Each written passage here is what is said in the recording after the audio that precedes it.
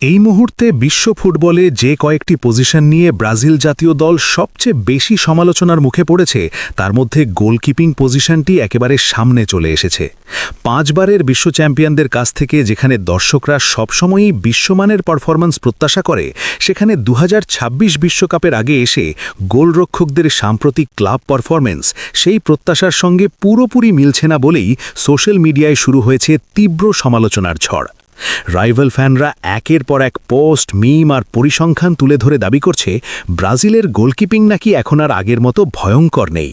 ঠিক এই প্রেক্ষাপটেই আজকের এই ভিডিওতে আমরা বিস্তারিতভাবে বিশ্লেষণ করার চেষ্টা করব 2026 বিশ্বকাপের রাডারে থাকা ব্রাজিলের সম্ভাব্য গোলকিপারদের বর্তমান অবস্থা আসলে কেমন, তাদের নিয়ে যে সমালোচনা হচ্ছে তা কতটা যৌক্তিক এবং আদৌ কি ব্রাজিলকে এই পজিশন নিয়ে দুশ্চিন্তায় পড়তে হবে কিনা। বর্তমান সময়ে ব্রাজিল জাতীয় দলের গোলকিপিং পজিশনের জন্য মোটামুটি 4 থেকে 5 জন ফুটবলার কোচিং স্টাফের রাডারে রয়েছেন। তালিকার শীর্ষে আছেন লিভারপুলের নাম্বার 1 গোলকিপার অ্যালিসন বেকার এবং তার দীর্ঘদিনের প্রতিদ্বন্দ্বী এডারসন। এদের পাশাপাশি আলোচনায় আছেন বেন্টো ম্যাথিউস, যিনি বর্তমানে আল নাসেরের হয়ে খেলছেন, ব্রাজিলিয়ান ক্লাব করিন্থিয়ান্সের গোলকিপার হুগো সুজা এবং বাইরে থেকে সম্ভাব্য অপশন হিসেবে জন ভিক্টরের নামও শোনা যাচ্ছে। তবে বাস্তবতা হলো এই 5 জনের মধ্যে বিশ্বকাপে নিশ্চিতভাবেই 3 জন যাবেন এবং সেখানে অ্যালিসন ও এডারসনের জায়গা নিয়ে কোনো সন্দেহ নেই। প্রশ্নটা মূলত তৃতীয় গোলকিপার পজিশন নিয়ে, সেটা বেন্টো ম্যাথিউস নাকি হুগো সুজার দখলে যাবে। প্রথমে কথা বলা যাক অ্যালিসন বেকারকে নিয়ে, যিনি দীর্ঘদিন ধরেই ব্রাজিলের নাম্বার 1 গোলকিপার। চলতি মরশুমে তিনি লিভারপুলের হয়ে 6টি ক্লিন শিট রেখেছেন, যা মোটেও খারাপ নয়, কিন্তু সাম্প্রতিক কয়েকটি ম্যাচে লিভারপুলের রক্ষণভাগের দুর্বলতার কারণে তাকে তুলনামূলক বেশি গোল হজম করতে হয়েছে। উদাহরণ হিসেবে বোর্নমাউথের বিপক্ষে 3-2 গোলে হারা ম্যাচটির কথা বলা যায়, যেখানে অ্যালিসনের ম্যাচ রেটিং নেমে গিয়েছিল মাত্র 5.7। এই ম্যাচটিকেই ধরে অনেকেই দাবি করছে যে অ্যালিসনের ফর্ম নাকি পড়তির দিকে। কিন্তু বাস্তবতা হলো একজন গোলকিপারের পারফরমেন্স অনেকটাই নির্ভর করে তার সামনে থাকা ডিফেন্সের উপর, আর লিভারপুলের রক্ষণভাগই মৌসুমে আগের মতো স্থির ও সংগঠিত নেই।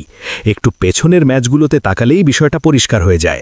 চ্যাম্পিয়ন্স লিগে মার্সেইয়ের বিপক্ষে কিংবা প্রিমিয়ার লিগে আর্সেনালের মতো শক্তিশালী দলের বিরুদ্ধে অ্যালিসন একের পর এক দুর্দান্ত সেভ করে দলকে ম্যাচে টিকিয়ে রেখেছেন এবং সেই ম্যাচগুলোতে তিনি উচ্চ রেটিংও পেয়েছেন।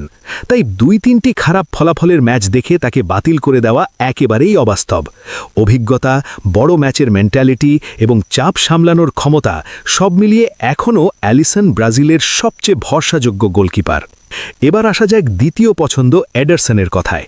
একসময় ম্যানচেস্টার সিটির হয়ে অসাধারণ পারফরম্যান্স করে নিজেকে বিশ্বের সেরা গোলকিপারদের একজন হিসেবে প্রমাণ করা এডারসন বর্তমানে তুর্কি ক্লাব ফেনেরবাহচের হয়ে খেলছেন। চ্যাম্পিয়ন্স লিগে অ্যাস্টন ভিলার বিপক্ষে গোল হজম করলেও সামগ্রিকভাবে তার পারফরম্যান্স বেশ কনসিস্টেন্ট। তিনি এখনও বল পায় খেলার ক্ষেত্রে অন্যদের থেকে অনেকটাই এগিয়ে, যা আধুনিক ফুটবলে একজন গোলকিপারের জন্য বিশাল একটি প্লাস পয়েন্ট। তাই এডারসনকে নিয়ে যে সমালোচনা হচ্ছে সেটাও খুব বেশি বাস্তবসম্মত নয়। সবচেয়ে বড় প্রশ্নটা তৈরি হয়েছে তৃতীয় গোলকিপার পজিশন নিয়ে। বেন্টো ম্যাথিউসকে নিয়ে ব্রাজিলিয়ান ফ্যানদের একসময় অনেক আশা ছিল, কিন্তু বর্তমানে আল নাসেরে তিনি খুব একটা নিয়মিত গেম টাইম পাচ্ছেন না এবং পারফরম্যান্সও আহামরি কিছু নয়। বড় টুর্নামেন্টের আগে একজন গোলকিপারের জন্য ম্যাচ প্র্যাকটিস না থাকা যে কতটা ঝুঁকিপূর্ণ সেটা সবাই জানে। ঠিক এই সুযোগটাই কাজে লাগাচ্ছেন হুগো সুজা।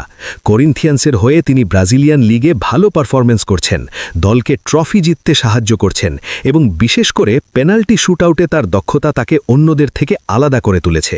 তাই অনেক বিশ্লেষকের মতে বেন্টোর জায়গায় হুগো সুজা তৃতীয় গোলকিপার হিসেবে বিশ্বকাপ স্কোয়াডে ঢুকে পড়লেও অবাক হওয়ার কিছু নেই।